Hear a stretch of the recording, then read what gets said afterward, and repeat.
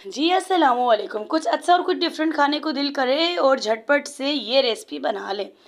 4 जवे हमने लहसुन लिए हैं, 2 अदद हमने आलू लिए हैं, इसको अच्छी तरीके से हमने वॉश करके काट लिया है और हमने 1 अदद प्याज सुनहरी करके कुकिंग ऑयल में हमने आलू और लहसुन डाल देना है। हमने ज़ीरा और साबुत मसाले हमने डालने हैं, धनिया हो गया, तेज़ पत्ता हो गया, नमक डाल के हमने अच्छी तरीके से मिक्स कर लेना है।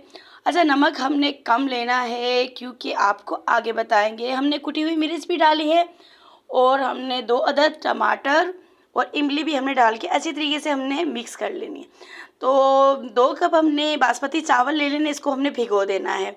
हमने 4 कप पानी डालना है और 1 कनौर के क्यूब्स डालने हैं क्योंकि कनौर के क्यूब्स में भी नमक होता है, इसलिए आप नमक कम ही डालिएगा।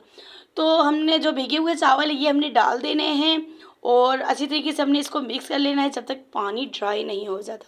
जैसे ही पानी ड्राई हो जाता है इसके अंदर हमने उबले हुए अंडे डाल देने हैं और उसके बाद हमने ये सूखा हुआ पुदीना और कुछ ऊपर गार्निश के लिए हरी मिर्च और अदरक डाला है कटा हुआ। हमने 6 से 7 मिनट के लिए कवर लगा के रख दिया था। देखिए माशाल्लाह डन हो गए हैं, आलू और अंडे का पुलाव डन है माशाल्लाह। लाइक करें, शेयर करें। अल्लाह हाफ़िज़।